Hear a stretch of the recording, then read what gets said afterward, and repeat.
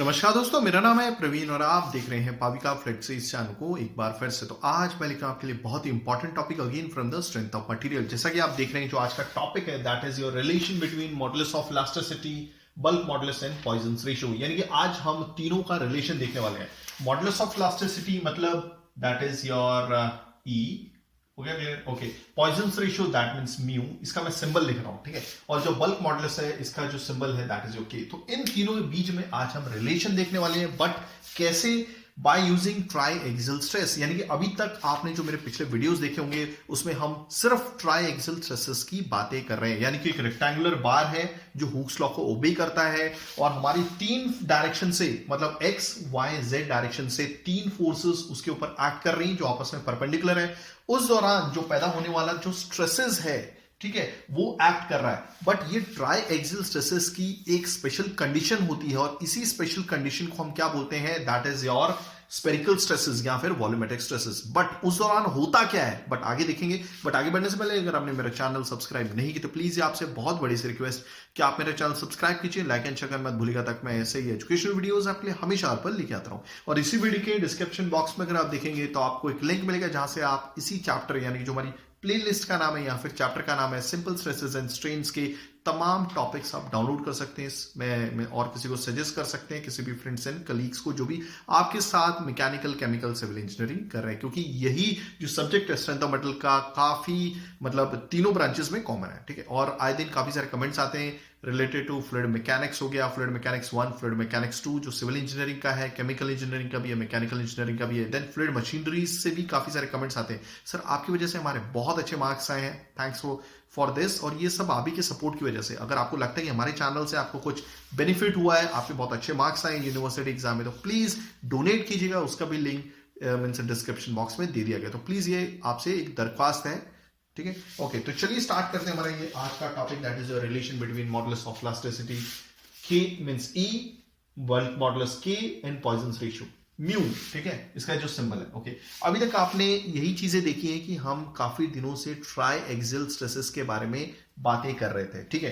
देखिए, एक rectangular member है जो हुक्स लॉ ओबे करता है। ओके, ये रेक्टेंगुलर मेंबर है और ये प्रिज्मेटिक रेक्टेंगुलर बार है। प्रिज्मेटिक मतलब through out the length. Suppose अगर मैं एक रेक्टेंगुलर बार बनाऊं तो कुछ ऐसा ही दिखेगा ये, ठीक है, कुछ इस तरह से दिखेगा। तो ये एक प्रिज्मेटिक रेक्टेंगुलर बार है, मतलब थ्रू आउट द लेंथ। जैसे जैसे हम आगे बढ़ते जा रहे हैं, सपोज इसकी लंबाई L है, ठीक है, लेंथ L है, तो आप देखेंगे इसका जो क्रॉस सेक्शन एरिया वो चेंज नहीं हो रहा। तो जिसका क्रॉस सेक्शन एरिया चेंज नहीं होता वही हमारा प्रिज्मेटिक बार होता है, ठीक है। तो वैसा ही हमारा एक रेक्टेंगुलर मेंबर है जो हुक्स लॉ ओबे करता है। ओके, इसका थ्रू आउट द लेंथ यानी कि प्रिज्मेटिक रेक्टेंगुलर बार है, इसका मतलब है कि थ्रू आउट द लेंथ इसका जो क्रॉस सेक्शन एरिया है वो कांस्टेंट है। क्लियर हो गया? अभी देखिए, क्रॉस सेक्शन एरिया मतलब ये वाला, ये आगे बात समझ, ये वाला, यानी कि क्रॉस सेक्शन एरिया भी एक रेक्टेंगल के फॉर्म में दिख रहा है। एक लेंथ हो गई z, हाइट हो गई y। क्लियर हो गया? तो y इंटू z ये रेक्टेंगुलर एरिया है इस रेक्टेंगुलर बार का, बोल सकते हैं रेक्टेंगुलर मेंबर का, ठीक है। थ्रू आउट द लेंथ इसका क्रॉस सेक्शन एरिया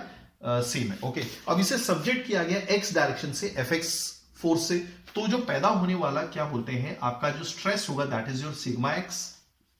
क्लियर हो गया? ओके, इसे सब्जेक्ट किया गया y डायरेक्शन से, that is your Fy force. Okay, तो यहां पर जो पैदा होने वाला जो क्या बोलते हैं स्ट्रेस होगा, नॉर्मल स्ट्रेस होगा, वो सिग्मा y होगा। ओके, क्लियर हो गया? ओके, और z डायरेक्शन जो ये है, ठीक है, आपस में याद रखिएगा जो एक्स वाई, देखो मैंने यहां पे बताया एक्स वाई और ये z डायरेक्शन आपस में सारी फोर्सेस बोल सकते हैं परपेंडिकुलर है, डायरेक्शंस परपेंडिकुलर है, 3 कोऑर्डिनेट ज्योमेट्री में हम यूज कर रहे हैं, ठीक है। तो स्ट्रेसेस भी होंगे वो भी आपस में म्यूचुअली परपेंडिकुलर है, ठीक है। तो z डायरेक्शन में जो स्ट्रेस पैदा होने वाला है normal stress that is sigma z। हो गया? क्लियर हो गया?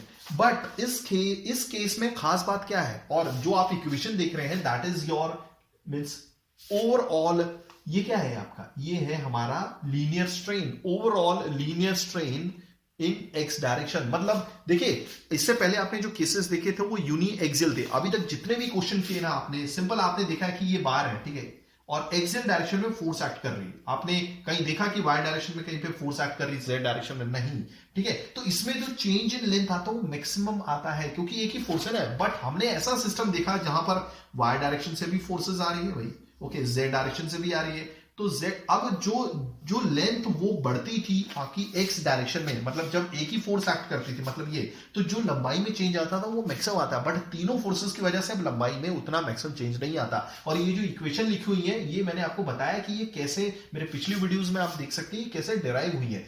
ये होता है हमारा, देखिए अगर मेरे को लिखना है, मैं तो ऑलरेडी आपको बता ही चुका हूं कि जब सिंगल फोर्स एक्ट करती है तो जो लंबाई होगी, मतलब देखो सिंगल फोर्स एफएक्स अगर मान लो एफ वाई एफ जेड नहीं है, ठीक है, तो सिंगल फोर्स ही एक्ट कर रही है एफएक्स, ठीक है, मैं इसको मिटा देता हूं थोड़ी देर के लिए, ठीक है, तो एफएक्स फोर्स एक्ट कर रही है तो लंबाई में जो चेंज आएगा वो मैक्सिमम आएगा। हो गया क्लियर? बट यहाँ पे तीनों फोर्सेस होने की वजह से अब एक्स में उतना चेंज नहीं आएगा, ठीक है। ये था आपका मैक्सिमम चेंज एक्स डायरेक्शन में, क्लियर हो गया? ये था आपका मैक्सिमम चेंज एक्स डायरेक्शन में जब दोनों फोर्सेस काम नहीं कर रही थी, एक्ट नहीं कर रही थी। ये वाला तो अभी देखिए मैंने तो आपको ऑलरेडी बोल चुका है, मैं बार बार रिपीट कर रहा हूं कि एक्स डायरेक्शन में अगर एक ही फोर्स एक्ट करती है, ठीक है, तो डेफिनेटली जो लंबाई में चेंज आएगा मैक्सिमम आएगा, ओके। बट अगर और दो फोर्सेस आ गई एफ वाई और एफ जेड, आप सोच रहे हैं मैं बहुत रिपीट करूं क्योंकि इंपॉर्टेंट है, अगर वाई डायरेक्शन और जेड डायरेक्शन में और फिर दो फोर्सेस आ गई जो इलोंगेट कर रही है, ठीक है, तो फिर x में जितना चेंज आना चाहिए था उतना नहीं आएगा, वो कम होगा, दो वैल्यू से कम होगा। पहली वैल्यू आपकी ये है, दूसरी वैल्यू ये है, तभी तो ये है मैक्सिमम चेंज। उसमें से कुछ माइनस किया पहला टर्म, उसमें से कुछ माइनस किया दूसरा टर्म। और ये किस फोर्स की वजह से? ये y फोर्स की वजह से। ये है हमारा लैटरल स्ट्रेन, ये भी हमारा लैटरल स्ट्रेन है, याद रखिएगा। ये हमारा लीनियर स्ट्रेन है x डायरेक्शन में, ये भी हमारा मींस लैटरल स्ट्रेन है एक्स डायरेक्शन में, और ये है हमारा लैटरल स्ट्रेन एक्स डायरेक्शन में। ये किस वजह से आया है? ये पैदा हुआ है एफ वाई फोर्स की वजह से, और ये पैदा हुआ है एफ जेड फोर्स की वजह से। तो मैंने बहुत डीपली आपको ये सारी चीजें बताई हैं। तो ये होता है ओवरऑल चेंज एक्स डायरेक्शन में, ये क्या है? लीनियर चेंज, ठीक है, change in length upon original length. ये वाई डायरेक्शन में, जेड डायरेक्शन में। फिलहाल अब हम इसके बारे में डिस्कस नहीं करेंगे, मैं ऑलरेडी बता चुका हूं, बहुत बार रिपीट कर चुका हूं, मेरा पिछला वीडियो देख सकते हैं, okay. Rectangular bar subjected to triaxial stress, या हुक्स लॉ क्या बोलते हैं, for triaxial stress, okay, of a rectangular member, okay. तो मैं ये सारी चीजें बता चुका हूं। बट इस केस में आज हम क्या पढ़ने वाले हैं? तो आज हम ये देख रहे थे कि ये जो स्ट्रेसेस हैं, मतलब ट्राइएक्सियल स्ट्रेस की एक ऐसी कंडीशन, एक ऐसी स्टेट जिसमें ये sigma x, sigma y, sigma z तीनों आपकी स्ट्रेसेस, नॉर्मल स्ट्रेसेस बराबर हो जाती हैं। यानी कि ट्राइएक्सियल स्टेट की एक ऐसी स्टेट जिसमें तीनों नॉर्मल स्ट्रेसेस आपकी बराबर हो जाती है। मतलब क्या? That is sigma x is equal to sigma y is equal to sigma z, यानी कि ये सिग्मा बन जाता है, ठीक है। तो उसको बोलते हैं, इसको बोलते हैं स्फेरिकल स्ट्रेस। क्या बोलेंगे? स्फेरिकल स्ट्रेस, या फिर इसको बोलेंगे वॉल्यूमेट्रिक स्ट्रेस भी बोल सकते हैं, वॉल्यूमेट्रिक स्ट्रेस। हो गया? ओके, तो मैं क्या करूंगा, अगर हमारा सिग्मा वाई, सिग्मा जेड और सिग्मा एक्स बराबर है, तो मैं इसको ये क्या, ये जो ओवरऑल चेंज होगा लंबाई में, ठीक है, वो कैसे लिख सकते हैं? तो सिग्मा एक्स की जगह सिग्मा लिखना पड़ेगा, ओके। ई तो क्या, modulus of elasticity, minus sigma Y की जगह sigma upon E, okay, minus mu sigma Z की जगह सिग्मा अपॉन ई। तो ये जो घट के आएगा मीन्स रिड्यूस होके क्या आ जाएगा, that is your sigma upon E minus क्या आ जाएगा फिर यहाँ पे, ओके, म्यू कॉमन है दोनों में, म्यू निकाल लेते हैं, सिग्मा भी निकाल लेते हैं, ओके। लेट मी चेक, एक मिनट, लिखा तो मैंने सब कुछ सही है भाई, ओके, हाँ सही, कोई प्रॉब्लम नहीं, हाँ ठीक है, सब कुछ सही लिखा है, कोई प्रॉब्लम नहीं, ओके। सिग्मा अपॉन ई यहां पे लिखा, ठीक है। आई होप आपको चीजें क्लियर हो गई होंगी, इसमें कुछ भी मतलब वो नहीं है, ठीक है, मिस्टेक नहीं है। तो ये मैंने एज इट इज लिखा, ओके, क्योंकि रिड्यूस कर रहे हैं ना अभी, क्योंकि सारे sigma x, sigma y, sigma z बराबर हो गए, ठीक है, ओके। तो that is your, let me check, हाँ म्यू कॉमन है और ई कॉमन है, ठीक है, सिग्मा भी तो कॉमन दिख रहा है, यही तो मैं सोच रहा हूं, ओके। हाँ तो कोई प्रॉब्लम नहीं है, एक काम करता हूं, सेम ही टर्म है ना ये, तो एक काम करते हैं, ये सेम ही टर्म है, तो ये मैं क्या करता हूं, माइनस का साइन कॉमन निकाल के दोनों को प्लस कर देता हूं। अब सेम टर्म है तो आप प्लस ही करोगे ना, और क्या करेंगे। ये तो मैं सोच रहा था कि ये भाई सेम ही टर्म दिख रही, मैं कॉमन क्या निकालूं, सारे कॉमन निकल रहे थे, तो ऐसे लिख सकते हैं। आई होप आपको चीजें समझ में आ गई होंगी, ओके। अब हाँ, इसको फाइनली मैं ऐसे अरेंज कर सकता हूं, देखो सिग्मा इसमें भी दोनों में है और ई भी है, तो सिग्मा अपॉन ई कॉमन निकाल लेता हूं, that is your 1 minus 2 mu. I hope आपको चीजें समझ में आ गई होंगी। वैसे ही मैं इसको भी लिख सकता हूं, ये भी सेम टू सेम यही आने वाला है, क्योंकि देखिए सिग्मा वाई क्या होगा, सिग्मा अपॉन ई, ये म्यू सिग्मा अपॉन ई, म्यू सिग्मा अपॉन ई, तो ये भी ऐसे ही रिड्यूस होके आ जाएगा, सिग्मा अपॉन ई 1 माइनस 2 म्यू हो गया ये भी। ओके, अब ये जो फाइनली ये है इसको मैं यहां पे लिख लेता हूं, ठीक है, that is your sigma upon E 1 minus 2 mu. I hope आपको चीजें समझ में आ गई होंगी। तो ओवरऑल जो चेंज आता है लीनियर स्ट्रेन में वो आता है सिग्मा अपॉन ई 1 माइनस 2 म्यू, ठीक है, पॉइजन रेशियो। वही y डायरेक्शन में भी वही है, z डायरेक्शन में भी वही है। ओके, ये क्यों हुआ? क्योंकि यहां पर सारे नॉर्मल स्ट्रेसेस सिग्मा के बराबर हो गए। ओके, चलिए अब आपको मालूम होगा मेरा एक और वीडियो था जिसमें हमने चेंज इन वॉल्यूम निकाला था। चेंज इन वॉल्यूम किस वजह से? जब एक रेक्टेंगुलर बार को सब्जेक्ट किया जाता है ट्राई एक्सियल स्ट्रेसेस से, तो उसमें हमने चेंज इन वॉल्यूम निकाला था। और कैसे निकाला था? ओके, तो हमने निकाला था change in volume upon original volume that is equal to, ये क्या होता है? ये तो वॉल्यूमेट्रिक स्ट्रेन होता है। ये कैसे निकाला था हमने? EX plus EY plus EZ। अभी आप बोलेंगे EX क्या है? ये है हमारा लीनियर स्ट्रेन एक्स डायरेक्शन में, ये लीनियर स्ट्रेन वाई डायरेक्शन में, ये लीनियर स्ट्रेन जेड डायरेक्शन में। ठीक है, तो मुझे क्या चाहिए? मुझे चाहिए change in volume. Change in volume में चाहिए या कुछ और चाहिए? नहीं, चेंज इन वॉल्यूम क्या करना है? ये है ना, ये वॉल्यूमेट्रिक स्ट्रेन ईवी चाहिए। वैसे भी ये बराबर ही है, आप चाहे तो इस v को पूरा यहाँ पे मल्टीप्लाई कर सकते हैं अगर आपको चेंज इन वॉल्यूम चाहिए। ठीक है, तो मुझे क्या वैल्यू चाहिए? ईवी क्या है हमारे का, यानी कि v बेस में तो काम करता है वॉल्यूमेट्रिक, ये है वॉल्यूमेट्रिक स्ट्रेन। इसको मैं ऐसे लिख सकता हूँ EX plus EY plus EZ। हो गया। ओके, अब EX क्या है? ये ओवरऑल है, overall change in x direction, ये overall change in y direction, overall change in z direction. ये क्या है? Linear strain. तो ये हो जाएगा overall change in, that is your volumetric strain ही हो गया ना, क्योंकि x डायरेक्शन में, y डायरेक्शन में, z डायरेक्शन में ये आपके लीनियर स्ट्रेन है। ठीक है, ओके, तो ये जो हो जाएगा आपका that is your volumetric strain, overall volumetric strain. तो ये क्या होगा? EX EY Z की वैल्यू यही है, मतलब EX मतलब EX ओवरऑल, EY मतलब EY ओवरऑल, EZ मतलब EZ ओवरऑल। तो ओके, तो मैं यहां पे वैल्यूज लिख देता हूं। जब आपको मालूम है कि EX EY EZ सबकी वैल्यू सेम है तो मैं 3 बार लिख दूंगा इसको। ठीक है, 3 सिग्मा, इधर आप प्लस करेंगे तो यही आ रहा है जो मैं लिखूंगा यहाँ पे। ओके, तो एक ही जैसी वैल्यू है तो मल्टीप्लाई बाय 3 कर दीजिए आप। ओके, तो this is your 1 minus 2 mu. I hope आपको चीजें बहुत अच्छे से समझ में आ गई होंगी। ठीक है, चलिए मैं इसको मिटा देता हूं, फिलहाल तो इसका काम खत्म हो गया। ठीक है, क्योंकि क्या है, सेम चीज लिखने में थोड़ा थोड़ा यानी कि गड़बड़ हो जाता है। ठीक है, तो ये मैं सोच रहा था कि मैं क्या कॉमन निकालूं, क्योंकि सारा तो कॉमन निकल रहा है, कॉमन निकालना ही क्यों था। ओके, चल ये हो गया। मैं इसी को यहां पर वापस लिखता हूं EV। याद रखिएगा ये वॉल्यूमेट्रिक स्ट्रेन है। ओके, और ये एक्स वाई जेड डायरेक्शन में आपकी ओवरऑल लीनियर चेंज है। एक्स डायरेक्शन में भी, वाई डायरेक्शन में, जेड डायरेक्शन में, तो जो निकल के आने वाला है वो वॉल्यूमेट्रिक स्ट्रेन ही होगा। Okay, overall that is 3 sigma upon E, ये है नॉर्मल स्ट्रेस, 1 माइनस 2 म्यू। हो गया क्लियर? ओके, सो अब हमारे पास रिलेशन आने वाला है।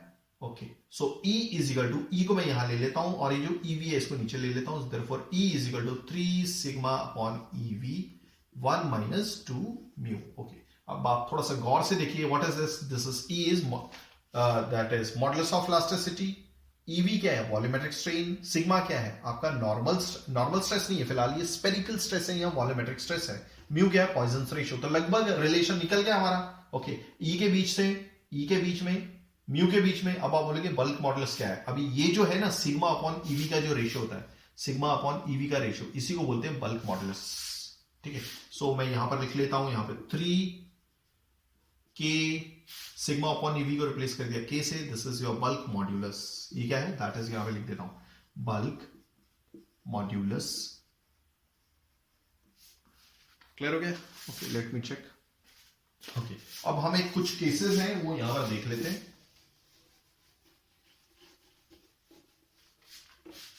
ओके, अब अगर mu, if mu is equal to 1/3, अगर यहां पर 1/3 हो जाता है, ठीक है, तो क्या बोलते हैं, E की वैल्यू और K की वैल्यू क्या होगी? ठीक है, तो अगर हम म्यू की वैल्यू 1/3, कुछ केसेस देख लेते हैं। ठीक है, ओके, सो अगर म्यू की वैल्यू 1/3 है तो therefore E equal to 3K 1 minus 2 into 1/3.